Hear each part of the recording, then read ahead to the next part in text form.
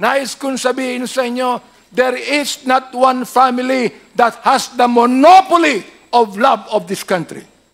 There are almost 120 million Filipinos, and most of these Filipinos love their country. Ayaw natin na mayroon lang isang pamilya na magsasabi na sila ang nagmamahal sa bansang ito. Ang PNP na dapat magbigay ng proteksyon sa ating mamamayan ay naging kanlungan ng mga drug syndicates. Bakit? Pera. Kinakampihan natin ng war on drugs. Kinakampihan natin yan. Pero bakit kinakailangan may mamatay o pinatay na mga 30,000 na tao na ang karamihan niyan ay mistaken identity, na ang iba ay mga bata? Ang sabi ng isang senador na nakaupo, na dating PNP Director General, collateral damage. Collateral damage lang ba ang pagpatay? Yan ang gusto kong sagutin ng senador na yan. Sa taong bayan na nakikinig po sa aking tinig ngayon. Gusto ko rin makinig yung mga bashers natin. Gusto ko rin makinig ng mga bayaran ng mga trolls at bayaran ng mga vloggers. Gusto kong makinig kayo para makita niyo yung katangahan ninyo. Gusto ko munang banggitin, Your Honors, ang sinasabi po ng Biblia. Anong sabi ng Biblia sa Romans chapter 3? Hawak-hawak ko ang Biblia ngayon. And verse number 12. Ang sabi rito, they're all gone out of the way. They are together become unprofitable. There's none that do it good, no not one. Their throat is an open sepulcher. Anong ibig sabihin ng their throat is an open sepulcher?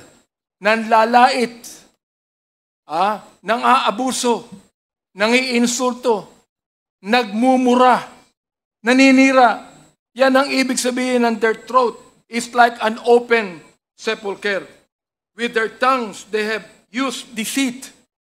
The poison of the asp is under their lips, whose mouth is full of cursing and bitterness. Their feet are swift to shed blood. Destruction and misery are in their ways, and the way of peace have they not known. Kung meron kayong Biblia, tingnan nyo kung anong sinasabi dyan. Ito ngayon ang aking mensahe, tatlo lang Ano yon? Galit, respeto, pagmamahal. Bakit may Quadcom? Bakit nagsama-sama ang public accounts, ang public order and safety, ang dangerous drugs at human rights? Sapagkat pare-pareho ang mga taong pinapatawag namin to shed light on what is happening to our country. Ang proliferation ng illegal pogo sa ating bansa dahilan sa pagdagsa ng mga Chinese na mahigit kumulang na 300,000. Ang tanong ay ganito, sino ang nagbigay ng birth certificate sa kanila na naniniwala kaming fraudulently acquired? Paano sila nakakuha ng passport? Paano sila nakabili ng large tract of land samantalang marami tayong mga kababayan na wala man lang maliit na lupa na pagtatayuan ng kanilang bahay? Fraudulently acquired lands through bogus corporations. Sinabi ng dating leader ng past administration na ginawa niya ang nagawa niya sapagkat, as I quote, I love this country. Billions of pogo money exchanged hands between these Chinese and some high public officials in the past administration. Pagmamahal ba sa bayan ito? Or tulad ng sinabi ng Biblia, the love of money is the root of all evil. Pagmamahal ba sa bayan? If you allowed the hundreds of thousands of Chinese to come here who do not even love this country? Pagmamahal ba sa bayan na ilagay mo sa bingit ng alanganin ng ekonomiya ng bansa? Aber, gumanda ba ang bansa natin? Nabawasan ba ang korupsyon? Ang PNP na dapat magbigay ng proteksyon sa ating mamamayan ay naging kanlungan ng mga drug syndicate. Bakit? Pera. Kinakampihan natin ng war on drugs. Kinakampihan natin yan. Pero bakit kinakailangan may mamatay o pinatay na mga 30,000 na tao na ang karamihan niyan ay mistaken identity, na ang iba ay mga bata? Ang sabi ng isang senador na nakaupo, na dating PNP Director General, collateral damage. Collateral damage lang ba ang pagpatay? Yan ang gusto kong sagutin ng senador na yan. Collateral damage lang ba ang pagpatay kay Kian de los Santos?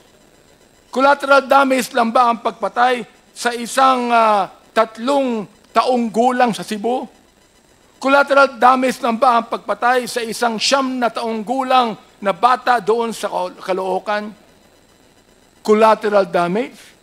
Ang pagpatay sa isang pinagtanungan lang kung nasaan si Pilo, hindi sa sinabi niya, hindi ko alam, pinatay yung pinagtanungan. Samantalang si Pilo ay buhay pa at naglalako ng drugs.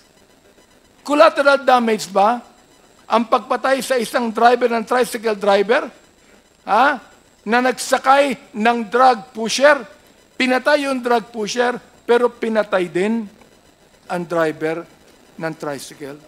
Yung pa ay collateral damage. Pagamahal pa sa bayan ito. Kapag ang tao pumapatay ng marami, at binabayaran ang mga pumapatay, pagamahal ba sa bayan ito?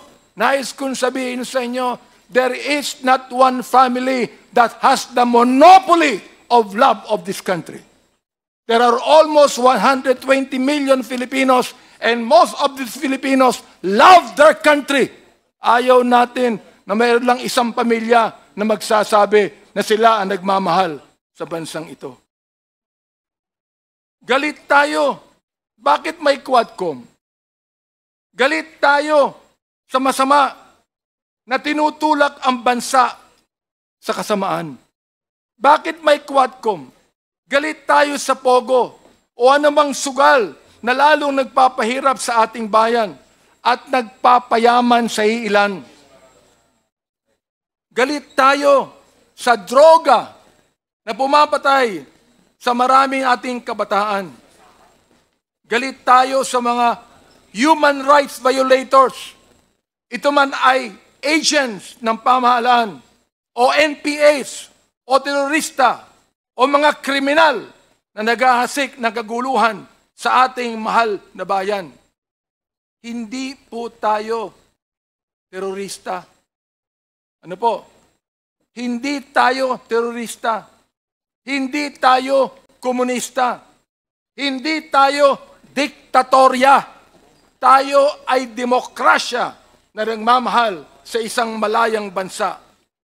May respeto sa saligang batas, sa karapatang pantao, sa mararangal na mga public officials, lalo na sa taong bayan. Ayaw natin ng proliferation of illegal gambling. Ayaw natin ng mga Chinese na gusto tayong sakupin. Ayaw natin ng ilang mga opisyal ng bayan na imbis na suportahan ang bayan ay nakikitulog sa higaan ng mga dayuhan. Ayaw natin ng illegal na droga. Ayaw natin ng patayan. Galit tayo dyan. Respetado natin ang batas. At dahil dito, mahal natin ang ating bayang Pilipinas. Yan, mga kaibigan, ang Quadcom. Kaya ngayon, nandito muli tayo. Tuloy po ang ating trabaho. Because we realize the gravity of the task before us. As a result of our hearings, we have already proposed legislation that will address the issues we have unearthed as we dug into the house and wife of extrajudicial killings. Pero hindi pa po natatapos sa pag-propose ng batas. As mentioned by our co-chair, Representative Barbers, we will also recommend the prosecution of those behind these monstrous killings. It is my hope, my prayer, that these recommendations are followed through so that justice is served for the families of the victims of the EJ case.